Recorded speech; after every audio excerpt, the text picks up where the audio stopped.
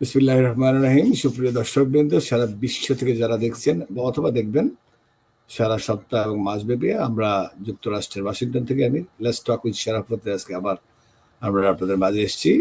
প্রত্যেক বুধবার আমরা করে থাকি, সেটা দুপুরবেলা এখানে ওয়াশিংটন ডিসিতে, এবং ইউরোপে 5টা থেকে 6টা বিকেল, বাংলাদেশে 10টা, 11টা এবং 11:30 হয়ে যায়। টাইম লিটল বিট এদিক সেদিক হয়।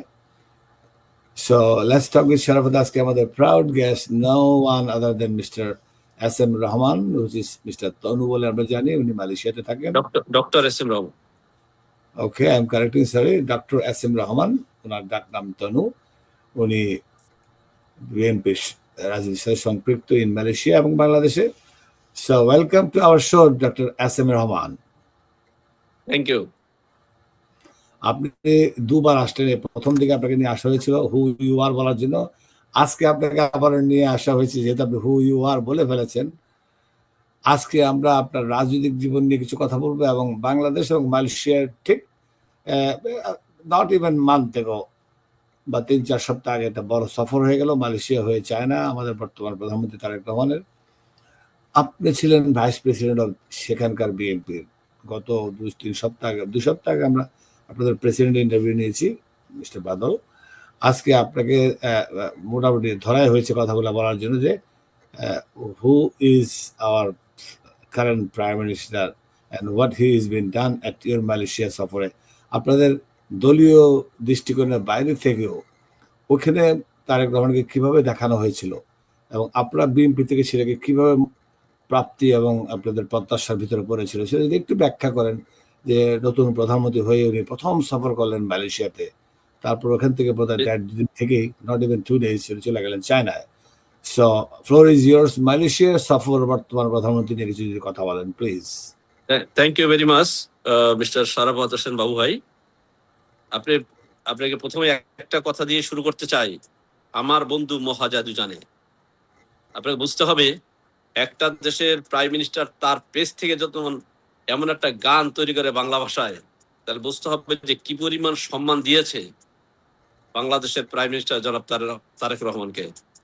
উনি জানে বাংলাদেশে অনেকদিন পর্যন্তই 2জন মহিলা প্রাইম মিনিস্টার ছিল, যেটা আমাদের 3বারের প্রাইম মিনিস্টার প্রধানমন্ত্রী ছিলেন। আমাদের মা, গণতন্ত্রের মা বেগম খালেদা জিয়া, আর একজন ফ্যাসিস্ট সরকার। সুতরাং এর মাঝে যেহেতু একজন পুরুষ প্রধানমন্ত্রী চলে আসছেন,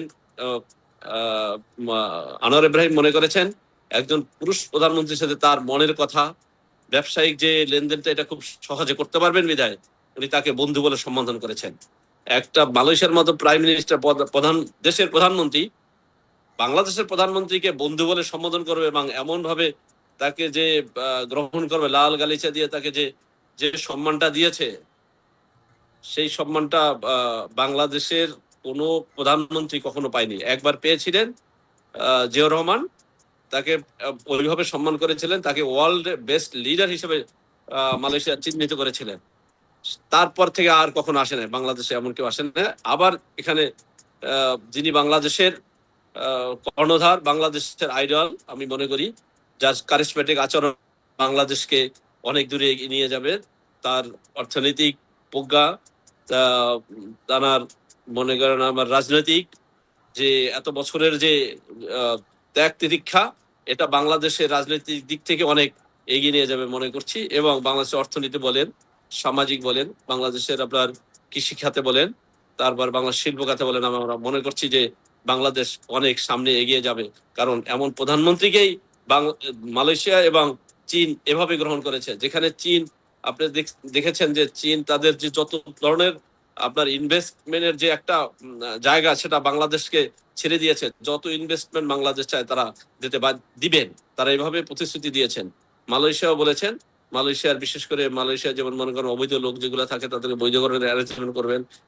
কিছু লোক এর আগে যাইতে পারে না, সেগুলো যাওয়ার জন্য ওনাকে প্রায় 12,000 মতো যেটা যাওয়া হয়নি, এগুলোর জন্য উনি দিয়েছেন। এবং নতুন করে লোক নিবেন, যেখানে বাংলাদেশের বিশেষ করে বাংলাদেশ থেকে বিদেশে লোক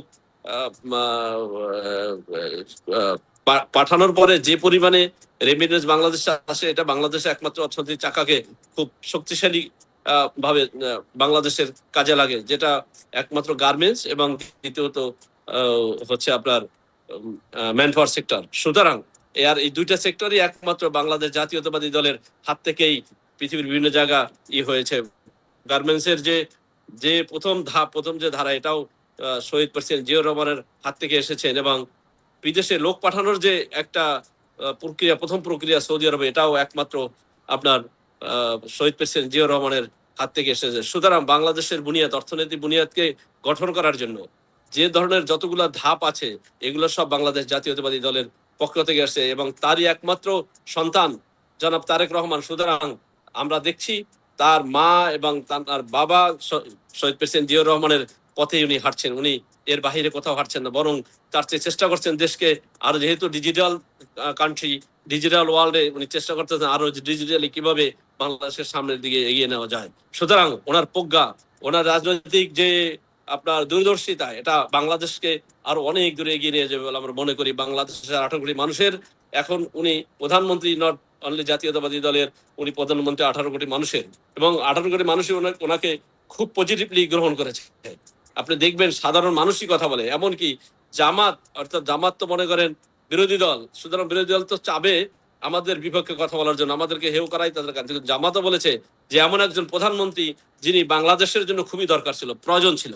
সুতরাং এখানে শুধু বাংলাদেশ জাতীয়তাবাদী দল নয়, জামাত বলেন, অপর জনসাধারণ বলে 18 কোটি মানুষ ওনাকে খুব সঠিক এবং সুন্দরভাবে বাংলাদেশের জন্য গ্রহণ করেছে, এবং বাংলাদেশের যে প্রেক্ষাপট, সেই প্রেক্ষাপটে এমন একজন প্রধানমন্ত্রী আমাদের প্রয়োজন ছিল বলে আমি মনে করি। চমৎকার, চমৎকার, আউটস্ট্যান্ডিং, ভালোই বললেন আপনি। তাহলে আপনাদের বিএনপির পক্ষ থেকে যখন উনি গেলেন, আপনাদের সম্বর্ধনা হয়েছিল, এখানে কিছু কথা হয়েছে, উনি অল্প কিছুক্ষণ থাকার কথা, কিন্তু উনি বেশ কিছুক্ষণ ছিলেন। ওটার ব্যাখ্যাটা যদি দিবেন প্লিজ। আপনি সহজ কথা, আপনি একজনকে ভালোবাসবেন, প্রথমে চিন্তা করলেন আপনি আপনার সাথে কথা বলবেন না। যখন তার ভালোবাসা, ভালো লাগা আপনার কাছে অনেক বেশি ভালো লেগে যাবে, তখন আপনি চেষ্টা করবেন না যতটা সময় আপনি দিতে পারেন। উনি বলেছিলেন আমাদের সাথে দেখাই করবেন না, তারপরে বললেন না 5 মিনিট থেকে 10 মিনিট দেখা করবেন, এবং অবশেষে উনি 1 ঘন্টা 20 মিনিট পর্যন্ত উনি বক্তব্য দেন। তাও চেষ্টা করেছিল যে উনি আরো দিবেন, যে কোনো কারণে মনে করেন রাত বেশি হয়ে যাচ্ছিল, উনি যেহেতু এত পরিশ্রম করে এসেছেন, এই জন্য ওনার 1 ঘন্টা 20 মিনিট উনি এখানে বক্তব্য দিয়ে বাংলাদেশের যে মনে করেন প্রায় 15 লক্ষ বিদেশি বাংলাদেশি মালয়েশিয়া বসবাস করতেছে, তাদেরকে উনি আশ্বস্ত করেছেন যে উনি শুধু বাংলাদেশে বসবাসরত মানুষেরই উনি প্রধানমন্ত্রী নয়, এখানে যারা বসবাস করছেন যে 15 লক্ষ মানুষ, তাদেরও উনি প্রধানমন্ত্রী, এবং তাদের জন্য উনি অনেক চিন্তা করেন। আপনারা কি পেলেন, মানে বিএনপি ওনার থেকে কি আশ্বাস পেলেন, যে জাতীয়তাবাদী দল মালয়েশিয়া ওনার থেকে কি আশ্বাস পেলেন যে আপনাদের এই যে এত বড় একটা শ্রমবাজার, এই যে একটা আপনি বলেন অনেক ধরনের ব্যবসা বাণিজ্যের সাথে মালয়েশিয়া উনি 8টা মিটিং, টোটাল উনি 8টা মিটিং করেছেন। তার ভিতরে মনে করেন ব্যবসায়িকদের সাথে, বিভিন্ন টাইপের ব্যবসায়ীদের সাথে ওনার 4টে মিটিং ছিল। একটা ছিল মনে করেন সাংবাদিক সম্মেলনের জন্য, একটা ছিল সাংবাদিকদের জন্য কথা বলবেন, সেটা মাহাদি আমিনী ওটা সেরে দিয়েছেন। তারপরে মনে করেন প্রধানমন্ত্রীর সাথে ওনার একটা মিটিং হয়েছে। মালয়েশিয়ার যে মনে করেন রাজা ছিলেন, তার রাজার সাথে ওনার একটা বিশেষ মিটিং হয়েছে। কোন প্রধানমন্ত্রী আসলে রাজার সাথে মিটিং তেমন হয় না, ব্যক্তিগত মিটিং, ওনার সাথে একটা ব্যক্তিগত মিটিং হয়েছে। সুতরাং উনি প্রায় 8টা মিটিং করেছেন এখানে, এবং সেই সময়ের ভিতরে উনি সমস্ত কিছু কভার করে দিয়েছেন। উনি হয়তো পারতেন এখানে আসার পরে প্রধানমন্ত্রী আনোয়ার ইব্রাহিমের সাথে দেখা করে আমাদের সাথে একটু কথা বলেই উনি বিদায় নিতে পারতেন, কিন্তু উনি দেশের জন্য চিন্তা করেছেন, জাতির জন্য চিন্তা করেছেন, বাংলাদেশি জাতীয়তাবাদ বাংলাদেশিদের জন্য উনি চিন্তা করেছেন, যার জন্য উনি এক এক করে উনি 8টা মিটিং করে বাংলাদেশের যে মনে করেন বিনিয়োগের ব্যাপার, যেমন আরো একটা উনি বেশ ইম্পর্টেন্ট একটা কাজ করেছেন, সেটা হচ্ছে যে আমাদের যে হালাল ফুড নিয়ে উনি একটা মিটিং করেছে, এবং এটাকে উনি অনুমোদন নিচ্ছে, যত হালাল ফুড আমরা আছে এটা বাংলাদেশ মালয়েশিয়া পাঠাতে পারবেন, এবং মালয়েশিয়ার ফুড এখানে পাঠাতে পারবে, এখানে কোনো ধরনের ট্যাক্সের প্রয়োজন হবে না। সুতরাং এটা আপনাদের জন্য একটা বিরাট পাওয়া, যে হালাল ফুড, যেটা অনেকদিন পর্যন্ত আমরা চেষ্টা করেছিলাম যে হালাল ফুডটাকে বাংলা অনুমোদন দেওয়ার জন্য, সেটা উনি করে নিয়ে বাংলাদেশের জন্য নিয়ে এসেছেন। সুতরাং উনি চেষ্টা করেছেন যেটা বাংলাদেশিদের জন্য বেশি কাজে লাগবে, যেটা বাংলাদেশের জন্য ভাগ্য উন্নয়নে কাজে লাগবে, উনি ওইটাই করার চেষ্টা করেছেন। আমরা মনে করি উনি বাংলাদেশ জাতীয়তাবাদী দলের প্রধানমন্ত্রী নয়, উনি যেহেতু 18 কোটি মানুষের প্রধানমন্ত্রী, সুতরাং আমাদের যেটা পাওয়া না পাওয়া, সাধারণ মানুষের পাওয়ার তার চেয়ে যদি বেশি হয়ে থাকে সাধারণ মানুষের, তবে ওইটাকে আমরাও প্রাধান্য দেব, কারণ সাধারণ মানুষের পাওয়াটাকে আমরা বেশি প্রাধান্য দিতে চাই। সাধারণ মানুষ যদি ভালোভাবে চলতে পারে, তাদের যাতে চাওয়া পাওয়াটাকে পূরণ করা যেতে পারে, সেক্ষেত্রে আমরা আমাদের চাওয়া পাওয়াটাকে আমরা কোরবানি দিতে চাই। আমরা সেখানে সাধারণ মানুষের চাওয়া পাওয়াটাকে আমরা প্রাধান্য দিয়ে আমরা সামনের দিকে এগিয়ে নিতে চাই বাংলাদেশ জাতীয়তাবাদী দলকে। বাহ! আপনি তো বক্তব্যের বলিষ্ঠ কণ্ঠস্বর দেখে আমি খুব I am very proud of you mister Dhanu. আমি আপনাকে জাস্ট একটু সরে গিয়ে কথা বলবো যে মালয়েশিয়ার বর্তমানে যে পরিস্থিতি আমাদের এই বিদেশি শ্রমিক নেওয়ার প্রেক্ষাপটটা নিয়ে, যে মনে করেন অনেক বাংলাদেশের লোকজন বিভিন্ন ভিসা ক্যাটাগরিতে করে থাকেন। ওখানে কিছু কোশ্চেন করা হয়েছিল আপনাদের মাস থেকে, এবং প্রধানমন্ত্রী উত্তরও দিয়েছিলেন যে ওই দেশের আইন অনুযায়ী যে দেশের আইন অনুযায়ী কাজটা করতে হবে। যদি আইন অনুযায়ী করতে হয়, তাহলে আপনারা সেই ব্যাখ্যাটা ওনার কাছে তুলে ধরেছিলেন কিনা, যে কি আইনের ফ্যাক্টর আমাদের বাংলাদেশ পড়ে আছে কিনা। ভেরি গুড, আপনার একটা গুড কোশ্চেন। নাম্বার 2 হলো যে আপনারা ওই দেশের প্রধানমন্ত্রী যেহেতু বলেছেন যে গানের কথা আপনারা প্রথম শুরুতেই বললেন, সেই গানের মালার ভিতরেই কি এই আমাদের ফরেন পলিসি বা আমাদের ইমিগ্রেশন পলিসি বা আমাদের শ্রম পলিসিটাকে অ্যাড করছেন কিনা ওনারা? Please go had. ভাই, ভালোবাসা যদি থাকে, ভালোবাসা থাকলে আপনি যা কিছু চাবেন ওইটাই পাওয়ার সম্ভাবনা থাকে। ভালোবাসা না থাকলে আপনি কিছুই পাবেন না। যেখানে আপনি প্রথম যে কোশ্চেনটা ছিল, ভেরি গুড কোশ্চেন। আপনি মনে করছেন যে শ্রম বাজারটাকে উনি কি পদ্ধতিতে খোলার চিন্তা ভাবনা করছেন?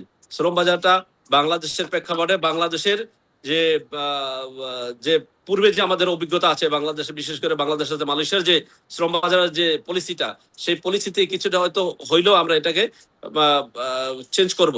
যেরকম মনে করেন এটা সিন্ডিকেশন ছিল, সিন্ডিকেটের মাধ্যমে যে লোক যাইতো 25টা লাইসেন্স বা 50 লাইসেন্স, আমরা বাংলাদেশ বা জাতীয়বাদী দলের পক্ষ থেকে, বিশেষ করে বাংলাদেশের প্রাইম মিনিস্টার, প্রধানমন্ত্রী, উনি চাচ্ছে যে যাতে করে সবাই এটাকে করতে পারে। বিশেষ করে মনে করেন দেখা গেল যে এর আগে প্রায় 300-400 লাইসেন্স দিয়েছিল, তার ভিতরে কিছু লাইসেন্স হয়তো টিকবে, কিছু লাইসেন্স টিকবে না। 300-400 লাইসেন্স এখান থেকে, মানে যারা বাংলাদেশে যারা অনেকদিন লোক পাঠায়, এমন 400-র উপরে লোক, যে 423টা দিয়েছিলেন, ওটা দেওয়া শর্টকাট করা হয়তো 200, 250, 300 বা এরকম হতে পারে। এবং সেটা যদি হয় তবে সেটা কোনো সিন্ডিকেশন হবে না, এটা হয়তো শর্ট লিস্ট হবে।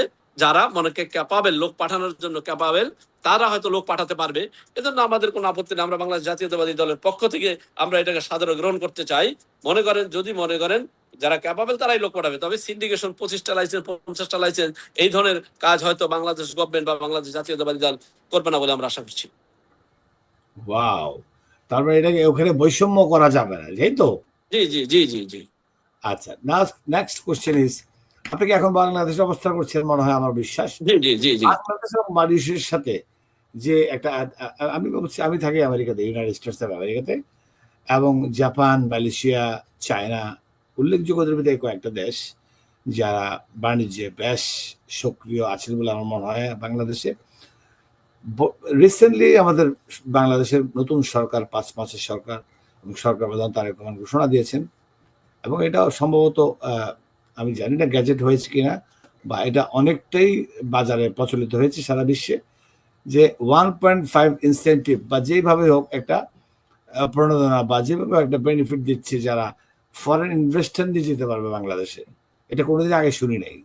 এই ফরেন ইনভেস্টর নিয়ে যাওয়ার ব্যাপারটা যে উনি ইনসেন্টিভ দিবে, বা একটা যেইভাবেই হোক একটা বেনিফিট দিবে যারা নিয়ে যাবেন, জি আপনার কথা বুঝতে পারছি। অ্যাক্ট করা পর্যন্ত মনে হয় কোনো কিছু বাধা দেওয়া আছে।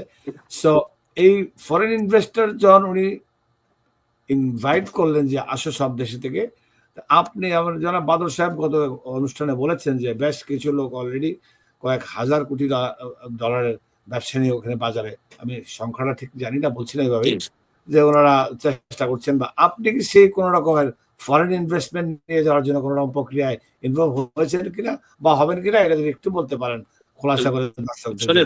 ফরেন ইনভেস্টমেন্টের একটা পলিসি আছে। Thank you brother. ফরেনাররা খুব দেখে তো, বিদেশিরা বা প্রবাসীরা, এখান থেকে তারাও তো অনুপ্রাণিত হতে পারে। গো হ্যাড।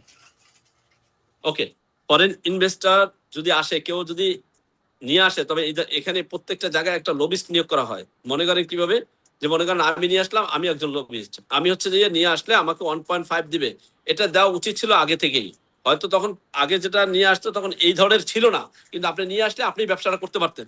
কিন্তু এখন এখানে আপনি ব্যবসা করবেন, কিন্তু আপনাকে সেখানে লবিস্ট নিয়োগের জন্য নিয়ে আসার জন্য একটা এজ এ কমিশন দেওয়ার যে অ্যারেঞ্জমেন্টটা, এটা একটা ভালো উদ্যোগ। কারণ আপনি যাতে করে যদি মনে করেন পারিশ্রমিক পান, তবে তো আপনি বেশি উদ্যোগী হবেন, বেশি কাজ করবেন। যারা এখানে বিদেশে বসবাস করে তারা মনে করেন, আপনি যেমন আমেরিকায় থাকেন, আপনি হয়তো এরকম ভালো ইনভেস্টর নিয়ে আসবেন বাংলাদেশের অর্থনীতি চাকাকে চাঙ্গা করার জন্য নিয়ে আসবেন।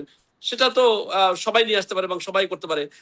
আমিও আমারও পক্ষ থেকে আমি চেষ্টা চালাচ্ছি, হয়তো কিছু একটা করে ফেলবো দেশের জন্য। কিন্তু সেটা যে আমাকে লবিস্ট নিয়োগ হিসেবে আমাকে যে 1.5 দিতে হবে এরকম কোনো বাধ্যবাধকতা নাই, বা আমি এটা চাবো এটার কোনো নাই। দেশের প্রয়োজনে করবো।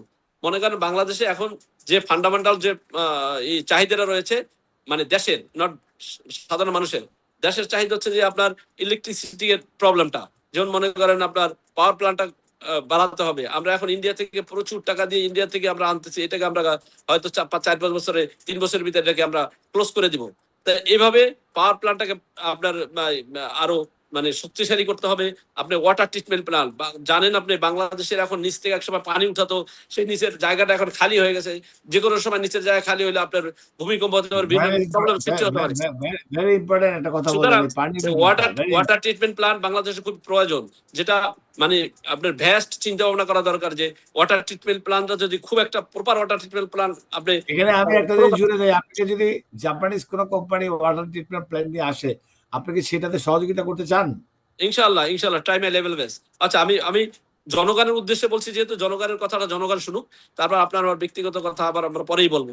জনগণের কথা ব্যক্তিগত কথা বলছি না, আমি একটা প্রজেক্টের কথা বলছি। কোনো জাপানি রিফাইনারি যদি যেতে চায়, জি সেখানে আমি চেষ্টা করতে পারি। কারণ জাপান হচ্ছে যে, আমি যদি বলতে নেই, যদি মনে করেন পৃথিবীর 1 নম্বরে কাউকে আপনি দাঁড়া করাতে চান, জাপানের মানুষ সবচেয়ে ভালো আমি মনে করি।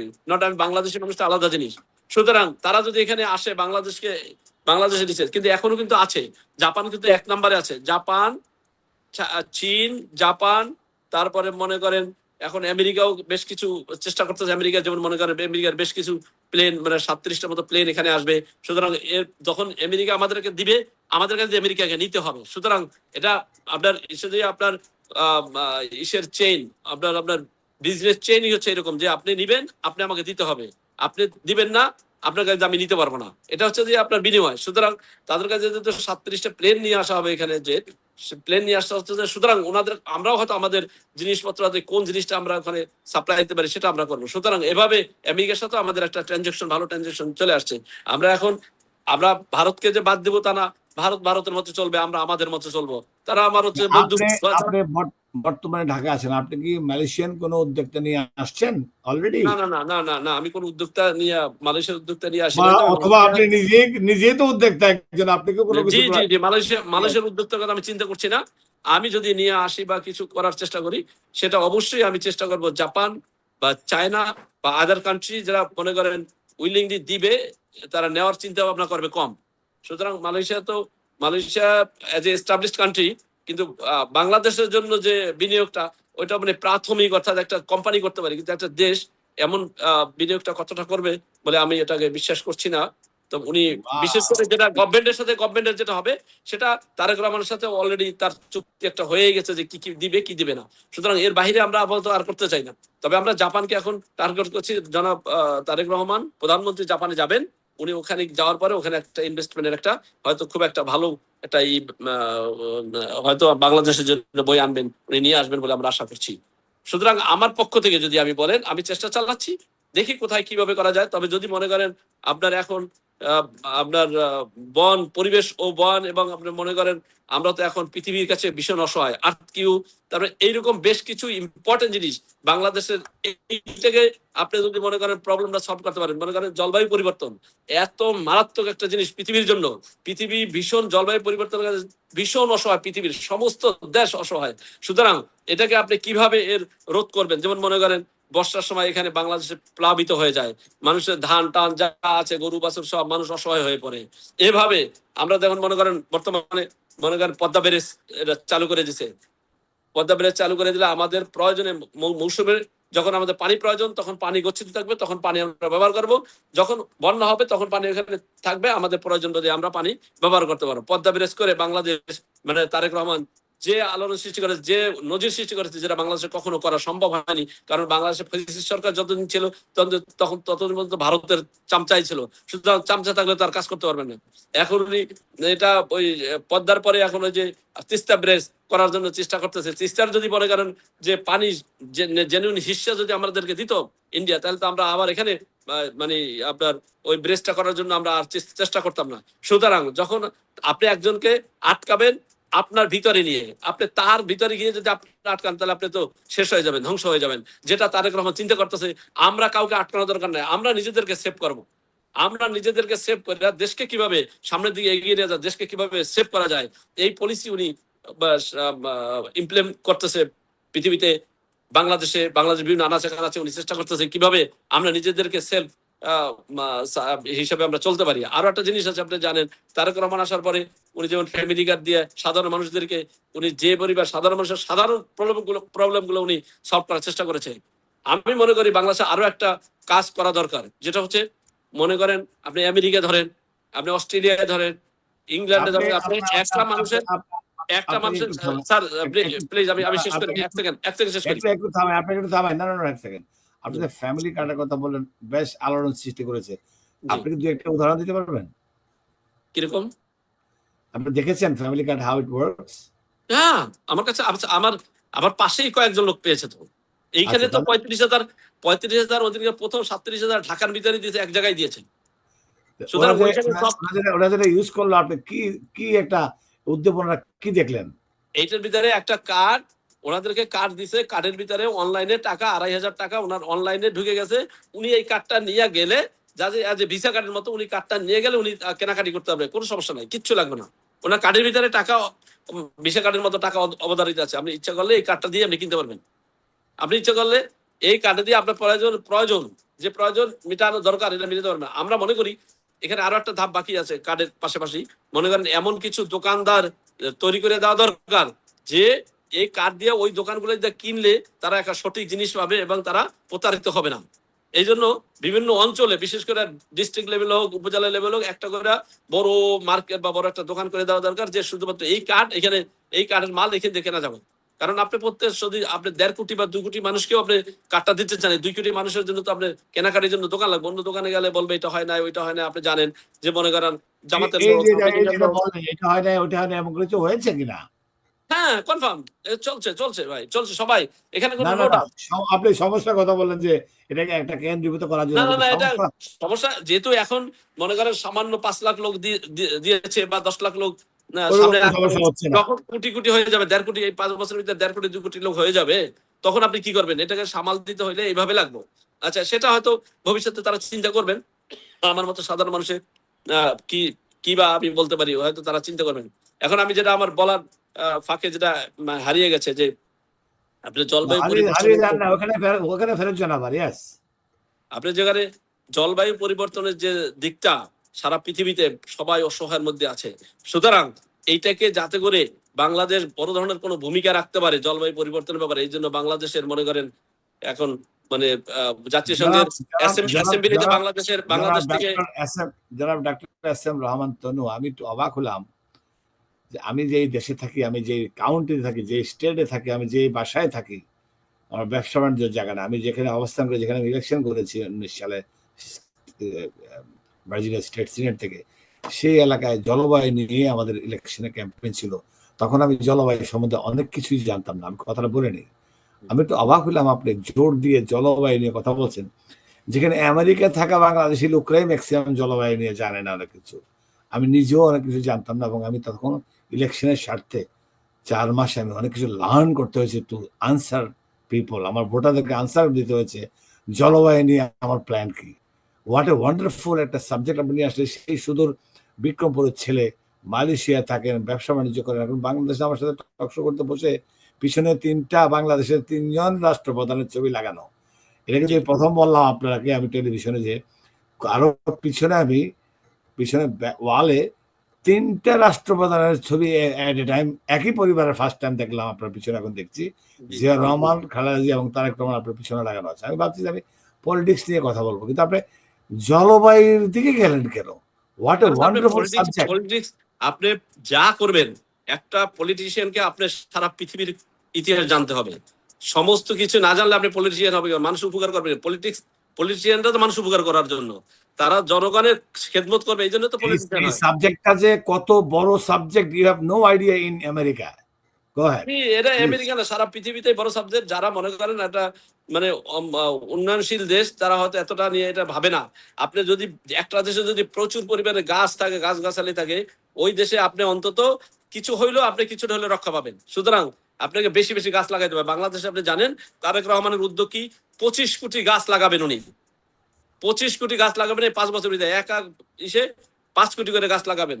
এই যদি 25 কোটি গাছ যদি মনে করেন 5 বছর ভিতরে লাগানো হয়, তো অন্তত জলবায়ুর যে দিকটা, যে পরিবর্তনটা, এটা আমরা কিছুটা দেখতে পাবো। মনে করেন আপনি যদি গাছ লাগান, তাহলে হবে কি, আপনার যে বৃষ্টির যে এটা আপনি বৃষ্টিটা ঠিক টাইমে পাবেন, আপনি খরা পাবেন না। অর্থাৎ মাঝে মাঝে বৃষ্টি হবে, মাঝে মাঝে খরা হবে, এমন অর্থাৎ আপনি এক নাগারে মানে ইসের মতো সৌদি আরবের মতো আপনি পাবেন না যে 9 মাস খরা, 3 মাস কোন রকম একটু এটা পাবেন না। সুতরাং আপনি গাছ লাগান, দেশ বাঁচান এবং বাংলাদেশের জনগণকে বাঁচান। এই জন্য আপনাকে গাছ লাগাতে হবে, বেশি বেশি করে গাছ লাগাবেন, আপনার প্রয়োজন মিটাবেন। আপনি মনে করেন এজ এক্সাম্পল, আপনি শহীদ প্রেসিডেন্ট কি বলেছিলেন, আপনি আপনারা যে সরকার এখন আর কিন্তু শহরে নাই, সরকার এখন গ্রামে চলে গেছে।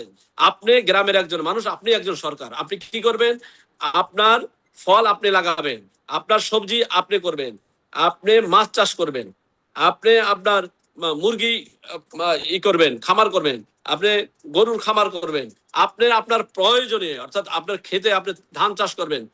আপনার খাওয়ার প্রয়োজনের জিনিসটা যদি আপনি মিটাতে পারেন, তাহলে তার অভাব বোধ থাকবে না, কোনো অভাব বোধ থাকবে না। সুতরাং তারেক রহমানও চেষ্টা করতেছে এভাবে, যাতে করে ফলের গাছ লাগান। তারপরে যে মনে করেন উনি একসময় দিয়েছিল আপনার ওই যে খাসি দিয়েছিল, প্রত্যেকের 2টা করে বর্গি দিয়েছিল, যাতে করে ওইটা আবার বাচ্চা হয় করে। ওনার একটা প্ল্যান ছিল ছোট সময়, ছোট থেকে ছোট প্ল্যান। এখন উনি প্রধানমন্ত্রী হয়েছেন, উনি হয়তো ওনার বেস্ট প্ল্যান, বড় ধরনের প্ল্যান হয়তো বাংলাদেশের জন্য উনি সার্ভ করবেন, উনি তুলে ধরবেন। কেবলমাত্র 4 মাস 5 মাসের যখন 5 বছর হবে, তখন আমরা মনে করি বাংলাদেশ ঠিক একটা উন্নয়নশীল দেশের মধ্যে পড়ে যাবেন। আমরা বলি না যে বাংলাদেশ এখন সিঙ্গাপুর হোক, আমেরিকা হোক, হবে না। বাংলাদেশের মধ্যে থাকবে, কিন্তু একটা ভালো দেশ হিসেবে থাকবে। বাংলাদেশের মানুষ যাতে করে দুমুঠো খেয়ে পরে বাংলাদেশের মানুষ বাঁচতে পারে, মানুষের কাছে মুখোমুখি না হতে হয়, হয়তো ওনার দীর্ঘমেয়াদী পরিকল্পনা। আমি হঠাৎ করে দেখলাম যে আমি ডক্টর তনু, যেটাকে আমি চিনতাম, এখন doctor S M Rahman Tanu তো আরেকটা হয়ে গেছে। দা ওয়ে ইউ স্পিকিং না টুডে, আপনি তো আগে এরকম ছিলেন না। You are fired up. আপনি যে কথা বলছেন, আপনার ভিতরে তো একটা মানে ইউ আর ফায়ার্ড আপ বললাম কেন, আপনি খুব এনথুজিয়াস্টিক ভাবে কথা বলছেন যে what to do, what not to do. এর মাঝে খুব ভালো লাগলো আপনি যে অনেক ইন্সপায়ার্ড নাও। আপনাকে একটু চেঞ্জ করে দেখেন, আপনি কয়েকদিন আগে ডক্টর সাথে কথা বলছেন, এখন কথা বলছেন, the way of talking you doing now is completely different. আমি তো হোস্ট, আমি তো মডারেটর, আই নো। আপনি চমৎকার ভাবে বিভিন্ন আঙ্গিকে কথা বলছেন এখন। That's the plus. আমি আমি এখন দেশের আমরা আপনার আমাদের দেশকে নিয়ে ভাবছি। আমরা প্রায় শেষের দিকে প্রোগ্রামের। আপনাকে আমি তড়িঘড়ি করে আমি আজকে প্রোগ্রামে নিয়ে এসেছি। Really thank you so much for attending this show. আমি আপনাকে বলবো দর্শকদের ধন্যবাদ দেবেন, এবং আপনি বর্তমানে বাংলাদেশের আইন শৃঙ্খলা, বন্যা কয়েকদিন আগে চলে গেল, পানি জমে গেছিল, হাম, এসব সাবজেক্ট নিয়ে কেউ কথা বলতে চায় না। সংসদের পিটাপিটি, সংসদের তর্কাতর্কি বা বিভিন্ন স্ক্যাডার ব্যাপার নিয়ে কথা বলে। যেরকম আজকে জামাতের একজন সংসদ সদস্যকে নিয়ে একটা অপ্রীতিকর ঘটনা আমরা সোশ্যাল মিডিয়া দেখার পর একটু একটু অস্বস্তি ফিল করছিলাম যে হঠাৎ করে এগুলো কি হলো, বিরোধী দলের এমপি একজন এরকম, এটা কি সত্যি কিনা। লং স্টোরি শর্ট, যে দেখলাম আজকে আবার মিডিয়াতে দেখলাম ওনাকে বহিষ্কার করা হয়েছে দল থেকে, এবং ওনার এমপি পদ চলে যাওয়ার সম্ভাবনা আছে। এই যে বাংলাদেশে যে পজিটিভের সাথে অনেকগুলো পজিটিভ কথা বলছিলেন, তার বাকি কিছু নেগেটিভ কথা দেখা যাচ্ছে, এবং আইন শৃঙ্খলা নাকি খুব খুব একটা ভালো চলছে না। আসল তথ্যটা কি? আইন শৃঙ্খলা কি অনেকটাই বেটার এখন? চুরি, ডাকাতি, আমরা গুমের কথা খুব একটা শুনছি না। আমেরিকাতে যেটা ফ্যাসিস্ট সরকারের সময় এত প্রতিনিয়ত আমরা আতঙ্কে থাকতাম, বাট এখন এই চুরি, চেষ্টানি, দখল, এই চাঁদাবাজি, এগুলো খুব শোনা যাচ্ছে। অনেকটাই কমেছে গত কয়েক সপ্তাহ ধরে শুনেছি। But what is the current situation now in Dhaka or your area in Bikrampur? আচ্ছা, এখন গুড কোশ্চেন। আপনার কোশ্চেনটা একটা কোশ্চেনে অনেকগুলো উত্তর। সুতরাং আপনি জানেন বর্তমানে যারা প্রশাসনে আছেন, বিশেষ করে পুলিশের ছোটখাটো যারা আছেন তারা তো আজকে 15 বছর পর্যন্ত তারা নিয়োগ দিয়েছে আওয়ামী লীগের লোক। সুতরাং এখন যারা মনে করে প্রশাসনে আছে তারা চেষ্টা করতেছে যাতে করে কোথায় কে কি ঘটাইলো না ঘটাইলো তাদের ভ্রুক্ষেপ নাই, তাদের মাথা ব্যথা খুব কম। তারা চেষ্টা করতেছে এই সরকারকে কিভাবে তারা ফলরে ফলাতে পারে। সুতরাং সেই ক্ষেত্রে আমরা বিশেষ করে বাংলা জাতীয়তাবাদী দলের লোকজন আমরা খুব সোচ্চার। আমরা চাই না যে এই ধরনের লোক আমাদের পিছনে এসে আমাদেরকে, বিশেষ করে আমাদের সরকারকে তারা পতন ঘটানোর জন্য বিভিন্ন রকমের পরিকল্পনা করুন। যেমন মনে করেন জামাত চেষ্টা করেছিল, আর জামাতের একজন লোক মনে করেন, যদিও আনফরচুনেটলি উনি এটা করে ফেলছেন, অনেকেই করতেছেন অনেকেই করে না, ওনারটা ধরা অনেকে করলেন ধরা পড়ে না, রাইট? হ্যাঁ কিন্তু উনি ধরা পড়ে গেছেন। ওনারটা ধরা পড়েছে। আমি উনি জামাতের এই জন্য ওনাকে আমার পচাইতে হবে এরকম কথা নাই। উনি উনি হয়তো এটা করেছে, ওনার হয়তো করা উচিত ছিল না, বয়সের যে একটা তারতম্য, হয়তো ওনাকে ফাঁসানো হয়েছে আমরা মনে করি। যাই হোক, সেটা ওনাদের ব্যাপার, আমরা এটা নাই ভাবি, কারণ এটা আমাদের সাবজেক্টের মধ্যেই না। আরেকটা জিনিস হচ্ছে যে আপনি জানেন বর্তমানে তারেক রহমান ডিক্লারেশন দিয়েছে, যারা আপনার মাদক বিক্রি করবে এবং মাদক সাপ্লাই দিবে, যারা মনে করেন মাদকের সাপ্লাই দিবে, তাদের প্রত্যেকেই তারা হচ্ছে যে তাদেরকে মৃত্যুদণ্ড দেওয়া হবে। এই যে একটা ঘোষণা, মানে বিল পাস, এটা বাংলাদেশের মনে করেন মাদকের যে একটা প্রভাবটা, এই প্রভাবটা অন্তত কমলেও 50% বা 70% কমে যাবে। কারণ আপনি যখন প্রশাসন যখন বুঝতে পারবে যে মাদক করলে অন্তত তাকে যেভাবে হোক ধরলে একজন হইলে একজন ফাঁসি হয়ে যাবে, তখন অন্তত এই জায়গাটা অনেকটা হ্রাস পাবে। নাম্বার 1। নাম্বার 2, আপনি যে চাঁদাবাজির কথা বলতেছেন, চাঁদাবাজিটা কিভাবে হয়? মনে করেন আপনি একটা দোকানদার, এই দোকানদারে মনে করেন 50টা দোকান আছে। এখন এক দোকানদার গরিব মানুষ, উনি বলতেছে আমার আর একটা দোকান দিয়ে দেন। তো দোকান দিলে কি হবে? ভাই এনে পোলাপান থাকি, দেখা গেল তারা চা খাইতে টাকা দিল। আমাদের রবি ভাই বলছিলেন, যদিও এটা সঠিক না, যে যদি উইলিং দিকেও টাকা দেয় এটা চাঁদার মধ্যে পড়ে না। আচ্ছা, চাঁদার বিদার পড়ে না, কিন্তু চাঁদার মধ্যে পড়ে। আমরা চাই না যে এভাবে কেউ কোনো অবস্থাতে চাঁদাবাজি করে, বিএনপি বলেন আদার্স বলেন, তারা এভাবে চাঁদাবাজি করে দেশের অরাজকতা সৃষ্টি করুক। এখন বিএনপির যে যারা মনে করেন বহিষ্কৃত নেতা আছে, এখানে ওখানে মনে করেন ফালানো নেতা আছে, তারা মনে করেন দেখা গেল যে আওয়ামী লীগের সাথে থেকে এই সমস্ত কারবারে কিছুটা লিপ্ত থাকতে পারে। আমরা এটাকে হ্রাস করার চেষ্টা করতেছি, এবং যারা রিয়াল বিএনপি করে তারা কখনো এই সমস্ত কাজে জড়িত হবে না, কারণ তারা ভালোবাসে দেশকে, ভালোবাসে শহীদ জিয়াকে, ভালোবাসে খালেদা জিয়াকে, ভালোবাসে তারেক রহমানকে এবং বাংলাদেশ প্রধানমন্ত্রীকে। সুতরাং এই ভালোবাসার ভিতরে ফাঁক নেই, বিশেষ করে বাংলাদেশ জাতীয়তাবাদী দলের নেতাকর্মীদের। যারা মনে করেন জাতীয়তাবাদী দলকে ভালোবাসে না, যারা মনে করেন আওয়ামী লীগের দোসর, যারা আওয়ামী লীগের সাথে মিলেমিশে কাজ করতে, যারা কখনো দেশের দশের মঙ্গলও চাইতে পারে না, এবং এটা ওনারা অবশ্যই বাংলাদেশ জাতীয়তাবাদী দলের কোনো কর্মী হতে পারে না বলে আমরা আশা করছি। Last question before we close our show. NCP এবং জামাতের সরকারের সাথে ভূমিকা নিয়ে অনেক বক্তারা বা টক শো হোস্টরা অনেক কথা বলে। আপনার জাতীয়তাবাদী দলের একজন নেতা, আপনি মালয়েশিয়ার ভাইস প্রেসিডেন্ট, সিনিয়রদের একজন, আপনার এটাকে কিভাবে মূল্যায়ন করেন যে সরকারের সাথে তাদের কেমিস্ট্রিটা আসলে কেমন যাচ্ছে? I like it personally. আমি ওয়াশিংটনে দেখে আমার কাছে পছন্দ হয় যে তারা কথা জিজ্ঞেস করছেন প্রধানমন্ত্রীকে, সংসদ নেতাকে, তারা কথা জিজ্ঞেস করছেন স্পিকারকে, কোশ্চেন করছেন। আমি বলিনি তারা প্রত্যেকটা আবার কথাটা বলিনি, প্রত্যেকটা মন্ত্রীকে ওনারা কোশ্চেন করছেন। না চাইতে হলেও এই প্রথম বহুদিন পরে দেখছি আমি যে গ্রেট ব্রিটেনে যেরকম সংসদে সব কথা বলা হয়, ইভেন যে যারা বলছে, যে যারা বকছে, সব সংসদে কথা হচ্ছে। হোয়াট এ ওয়ান্ডারফুল যে সংসদে কিন্তু এগুলা অ্যাকাউন্টেবল বা কোশ্চেন করা বা আনসার করার জায়গা। কিন্তু এটাকে আপনি কিভাবে দেখছেন, জাস্ট শর্টকাটে যদি বলেন। আমি মনে করি জামাত, এনসিপি তারা তাদের কাজ সঠিকভাবেই করতেছে। আপনি যদি একটা শক্তিশালী বিরোধী দল না থাকে, আপনি ভালো কাজ করার উদ্যোগ, ভালো কাজ করার চেষ্টা, অভিপ্রায়, এটা কিভাবে আপনি তৈরি করবেন? সুতরাং যদি মনে করেন বিএনপিতে সব মানুষ ভালো হবে, 100% ভালো হবে তা না, 19-20 তো হতেই পারে।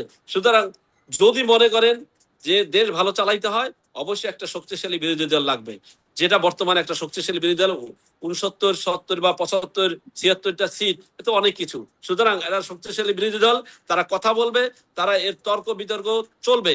এর তার মানে এই নয় যে রাজনীতিতে তর্ক থাকতে পারে, কিন্তু রাজনীতিতে শালীনতা দরকার। শালীনতা যাতে করে বিপর্যস্ত না হয়, এদিকে আমাদেরকে সবাইকে খেয়াল করতে হবে। বিশেষ করে কিছু কিছু জামাতের লোক ফুস করে বলে ফেলে, আবার দেখা গেল এনসিবির 2-3টা লোক আছে অপ্রয়োজনীয় কথা বলতে থাকে। মনে করে নাসির পাটোয়ারি জানে না, শুনে না, বুঝে না, মানুষকে মনে করে যে মানুষকে হেয় প্রতিপন্ন করতে বলে মানে উনি জিতে গেছে, কিন্তু জানে না যে একটা কীট পতঙ্গ যা কিছু করতে পারে ও তাই করতেছে। সুতরাং এই ধরনের মানুষদেরকে আমরা বয়কট করতে চাই। যারা সংসদে আছে নিশ্চয়ই তারা হচ্ছে জনগণের প্রতিনিধি, এই জনগণের প্রতিনিধি যারা আছে তাদের কথা আমরা শুনবো। আমরা তাদের কথা শুনে যদি তারা পজিটিভ হয় তাদের কথা আপনি আমরা কাজ করবো। আমরা তাদেরকে আপনি আমাদের একটা নিরপেক্ষ টক শোতে এসে বলে ফেলেন যে নাসির পাটোয়ারি একটা কীট পতঙ্গ। আমি জাস্ট আপনাকে বলছি, এটাও কিন্তু একটা লোককে হেয় প্রতিপন্ন করে কথা বলার মতো কথা। আমি একটু বলছি যে আমাদের সবার দেশকে ভালোবাসতে হবে। সুন্দর কথা বলেছেন, দলকে ভালোবাসতে হবে, কিন্তু তা করতে গিয়ে বিএনপিরও যে লোকজন বলছে না তা না, তারাও লাগামহীন কথা বলছে অন্যদেরকে, এবং জুলাই যোদ্ধাদের নিয়ে যা তা কথা বলছে, এটা বাড়িও বলছে বলে আমাদের মনে হয় বিদেশ থেকে, কিন্তু সত্য মিথ্যাটা আমরা ওইভাবে জানি না না, না যেটা না না আপনারা জানেন। এইটা আমি এইটার আপনার দ্বিমত, একমত না। বিএনপি কোনো কথা বলে না। বিএনপির নেতা প্রধান জনাব তারেক রহমান কারো সমালোচনা করে না, সুতরাং তার পিছনে যারা নেতা কর্মীরা আছে তারা যে সমালোচনা করবে এই সাহস মনে হয় নেতা কর্মীদের নেই। নেতা না, কর্মীরা এটা আমি আপনার সাথে একমত না। বিএনপি নেতা কর্মীরা অনেক সমালোচনার মতো কথা বলছে, সেটাও আছে বাজারে, যা তা বলে দিচ্ছে। সেটা আপনি খণ্ডন করতে যান না, কারণ এটা করলে আরেকটা কোশ্চেন আসবে এখানে, যে সব দলই করছে। হ্যাঁ, যেটা আপনি যাদের আপনি কন্ডেম করলে যেটা করা উচিত না, হ্যাঁ সবারই উচিত শালীনভাবে কথা বলা, তর্কের খাতিরে তর্ক করো, যুক্তির খাতিরে যুক্তি বলো, কিন্তু দেশটাকে এগিয়ে নিয়ে যাবে সেটা বলতে চাইছেন। কিন্তু আমরা কাউকে আবার হঠাৎ করে তেলা পোকা টেলা না, বলে দিই না। লাগামিন কথা বলছে না স্যার, লাগামিন বলছে না, কথা বলতেই পারে, লাগামিন নয়। লাগামিন মানে করে সে একার বহু এ ধরনের কথা বলছে না। আমরা দেখছি বরং এনসিবির কিছু কিছু লোক যথেষ্ট পরিমাণে খারাপ ভাষায় কথা বলে। আমরা চাই তারা তাদের জায়গায় ফিরে আসুক, দেশকে না, না, ভালোবাসুক, না, লাগাম দেশের লাগাম দেশের বলছে না বলে উন্নয়নের হবে না। জন্য।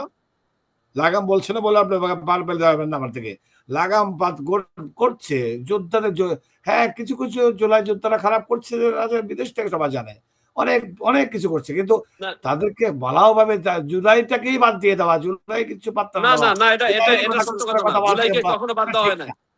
জুলাইকে কখনো জুলাইকে বাদ কিন্তু দেওয়া হয় না। শুনেন, জুলাইকে কিন্তু জাতীয়তাবাদী দলের প্রধান, বাংলাদেশের প্রধানমন্ত্রী, উনি কিন্তু জুলাইকে শ্রদ্ধা জানান। ওকে, জুলাইকে হ্যাঁ, উনি রেসপেক্ট করেন। আমরাও সুতরাং জানাই। সবাই আমরা জুলাই সবাই ওনাকে জুলাই ফলো করলে যোদ্ধারা না থাকলে সবাই। এই দেশের একটা এই পট পরিবর্তন হতো না। জুলাই যোদ্ধারা না থাকলে পরিবর্তন হতো, আমরা অকপটে স্বীকার করছি। তাহলে কি আমরা জুলাই নাসিরুদ্দিন পাটোয়ারি জুলাই যোদ্ধা না? নাসিরউদ্দিন পাটোয়ারি জুলাই যোদ্ধা, তার মানে এটা নয় উনি লাগামিন কথা বলবে, একটা প্রধানমন্ত্রীকে নিয়ে বাজে মন্তব্য করবে, প্রধানমন্ত্রীর ওয়াইফকে নিয়ে বলবে, প্রধানমন্ত্রীর মেয়েকে নিয়ে বলবে। It's not good. সেটা আপনি বলবেন উনি যে তার লাগা ওনার তো মানব, এই রাইট নাই। কীট শোনেন, পতঙ্গ। আপনাকে আরে আপনাকে শোনেন, বলতে বলা কীট পতঙ্গ আমরা না বলি। আমাদের বাংলাদেশে যারা সরকার আছে, কীট পতঙ্গ বলা দরকার নেই, আপনি সরকারেই আছেন তো, সরকারের কাছেই তো মানুষ বলবে। সরকারের কাছে বলবে, ব্যক্তিগত মানুষকে আক্রোশ করে, যেমন তারেক রহমানের ওয়াইফ, তারেক রহমানের বাচ্চা, এই সমস্ত কথা সে বলতে পারে না, না। সেটা আমি এটাকে সেগুলো অ্যাকসেপ্ট কোথাও করতে রাজি অ্যাকসেপ্টেবল না, না। আমি অ্যাকসেপ্ট করতে রাজি না এটাকে। হ্যাঁ, তারেক সেটা রহমান যদি ভুল করে, তারেক রহমান ভুল করলে এজ এ প্রধানমন্ত্রী হিসাবে, নট বাংলা জাতীয় দলের নেতা হিসেবে সে বলবে। সে প্রধানমন্ত্রী হিসাবে তাকে যদি ভুল করে সে শোধরাতে পারে। আমার গড ব্লেস ইউ। আপনি আজকে খুব এক্সাইটেড সরকারের থেকে। আপনি দেখি পানি বেশি বেশি খাচ্ছেন, এত পানি খেলে হবে না, আপনাকে ব্রেক না, নিতে হবে মাঝে আমি মাঝে। গত 2 দিন পর্যন্ত আমি জ্বরে আছি। তারপর আপনার এখানে বলার পরে আমি এখানে চলে আসছি টক খুব শোতে। ভালো লাগলো ডক্টর এস এম রহমান, আপনার সাথে কথা বলে। আপনি অনেকগুলো কথা আপনার আপনাকেও ধন্যবাদ। লেটস টক শারাফত হোসেন বাবু ভাই, আপনার যেটা আপনি যে সারা পৃথিবীতে যে আপনার যে একটা দেশের প্রতি যে নীরব ভালোবাসা, সেটা আপনি ছড়িয়ে দিচ্ছেন, তার প্রমাণ আজকে এই যে কথা বললাম। আপনি পক্ষে বিপক্ষে অনেক কথা বলেছেন। সুতরাং জনগণ যারা মনে করেন, দেশবাসী, দেশের এবং দেশের ভিতরে এবং বাইরে যারা শুনছেন, আমরা মনে করি লেটস টক শারাফত হোসেন বাবু ভাইয়ের কথা আপনারা শুনবেন। আপনারা তাকে, তার যে দেশের প্রতি যে ভালোবাসা এবং দেশের প্রতি যে তাদের মমত্ববোধ রয়েছে, আপনারা সেটাকে অ্যাপ্রিসিয়েট করবেন বলে আমি জনগণের প্রতি এই আশা ব্যক্ত করছি। আর দর্শকরা এটা ধন্যবাদ দিয়ে দেন, তারপর আমরা অনুষ্ঠান শেষ করছি। দর্শককে সবাইকে আমার পক্ষ থেকে ধন্যবাদ। শারাফত হোসেন বাবু ভাইয়ের পক্ষ থেকেও আপনাদের সবাইকে ধন্যবাদ। আসসালামু আলাইকুম ওয়া রাহমাতুল্লাহি ওয়া বারাকাতুহু। দর্শক, আমরা চমৎকার আলোচনায় অনেকক্ষণ কথাবার্তা বললাম পক্ষ বিপক্ষ নিয়ে, কারণ আমরা যেহেতু হোস্ট করি, মডারেট করি, আমরা সঞ্চালনায় থাকি, আমাদের টেলিভিশন, এটা আমাদের নিজেদের প্ল্যাটফর্ম। আমরা অনেক সময় নিরপেক্ষ থাকি, কিন্তু উনি একটু দলের পক্ষ কথা বলেন, কারণ দলের উনি একটি পদ মেনটেন করছেন। So he spoke on behalf of the party. তো পার্টির পক্ষ থেকে উনি কিছু ছুড়বেনি, এটা স্বাভাবিক। তো আমরা নিরপেক্ষ থেকে অনেক সময় খোঁচা দিয়ে অনেক কিছু বের করতে চাই। আজকে খুব ভালো লাগলো, উনি জলবায়ু নিয়ে কথা বললেন, উনি দেশের উন্নয়ন নিয়ে কথা বললেন, উনি দেশের ইনভেস্টমেন্ট নিয়ে কথা বললেন, উনি জাপান, চায়না, মালয়েশিয়ার থেকে জাপান, চায়নাকে বেশি মূল্যায়ন করলেন, যে ওদিক থেকে আমাদের বেশি নজর দিতে হবে, which is I also agree with him. And then উনি বললেন দেশের আইন শৃঙ্খলা, দেশের পরিস্থিতি অতটা, যতটা বলছে ততটা না, এবং সেটাও যারা করছে তারা হয়তো বিপদগামীরা, বাকশালী বা যারা ফ্যাসিস্ট তাদের সাথে মিশিয়ে কিছুটা করছে, করে সরকারকে বেকায়দা করার চেষ্টা করছে, এবং এটা প্রতিহত করা হবে। সুন্দর সুন্দর কথাগুলো আপনি কিন্তু বলেছেন, এবং ওভারঅল আপনি যেটা বললেন যে বাংলাদেশের পানি নিয়ে, যে পানি নিচ্ছে তলা খালি, পানি পাওয়া যাচ্ছে না, কিভাবে রিফাইনারি, কিভাবে পানির ব্যাপারটা কিভাবে ওয়াটার ট্রিটমেন্ট একটু মানে আফল করা যায়, সেই জিনিসটা আপনার অনেক ভালো লেগেছে। আপনি যে মালয়েশিয়া গিয়ে, যেমন তারেক রহমান লন্ডনের 17 বছর থেকে যে উনি কত বড় চেঞ্জ নিয়ে আসছেন, উনি চেঞ্জ ভাবে চলছেন। আজকে সেম থিং আমি সারাবত হোসেন বাবু বলছি, যে ডক্টর তনু আর ডক্টর এস এম রহমান, আপনার ভিতরে অনেকটা চেঞ্জ আসছে, যে আপনি যে সাবজেক্টগুলো বললেন, এটা আমাকে খুব অনুপ্রাণিত করেছে এগুলা। And we will work together ইনশাল্লাহ ইন ফিউচার। সো আজকে এই বলে দর্শক এখানে শেষ করছি। আল্লাহ হাফেজ।